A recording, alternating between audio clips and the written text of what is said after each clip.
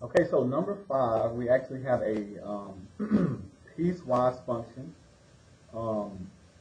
There's 3 parts. It wants to know the general shape from negative infinity to 2. So they're wanting the top function, and then they're probably going to ask the bottom function, and then they want you to plot in some ordered pairs. Now, you can actually do both of these at the same time and input the limit. So I'm going to show you how to do all of that together. So we're going to go to y equal. I'm going to clear out what we have. So we have 2 different functions, so I'm going to need to put these on 2 different lines, okay? So since we have these restrictions, we're going to put our function in parentheses. So I'm going to open parentheses. I'm going to do negative 5x minus 10, and then close parentheses. Now, the way the calculator will do this restriction, we have to do divided by. So I'm going to say divided by, and then I'm going to open parentheses, and then we're going to do x, and then I'm going to say less than or equal to. So how do I get that? We're going to go to second, and then math or test, and it gives you these symbols, okay?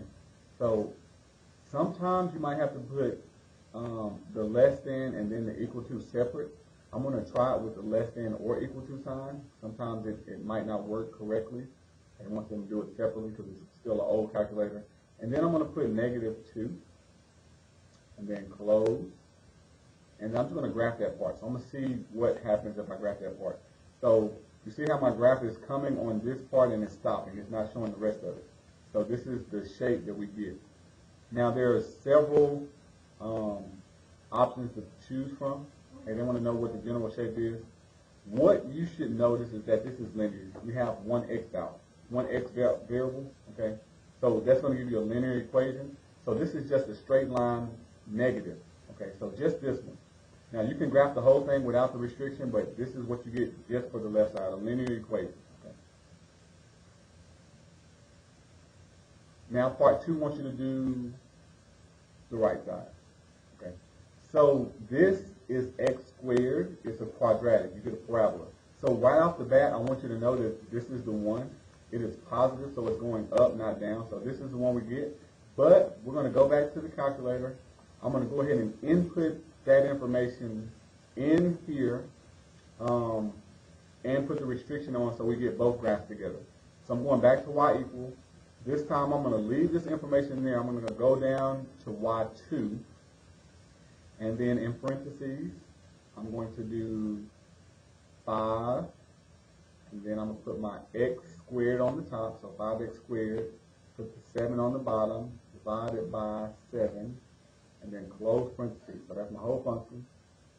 Then divided by, and we're going to do open parentheses, x greater than, so I have to do second math for test. We're going to do option number 3 for greater than, and then negative 2. Close parentheses. So when I hit graph, and we're getting a piecewise function, it shows one piece and the other piece. So you see that parabola shape. That was the second line that popped up. This is the general shape that they're looking for. So we choose it.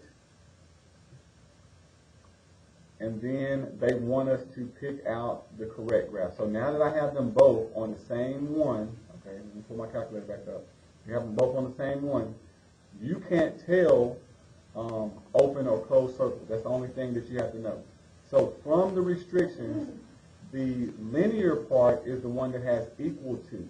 Equal to indicates a solid line or a closed circle. So the straight line is the one that needs to be the solid point. Okay, so it's not this one because it's not a solid point there. This one, however, does have the solid point. So that's the one that is equal to with the restriction. And then these two don't even match. Okay, so it's going to be the second one here, and then we will just submit it.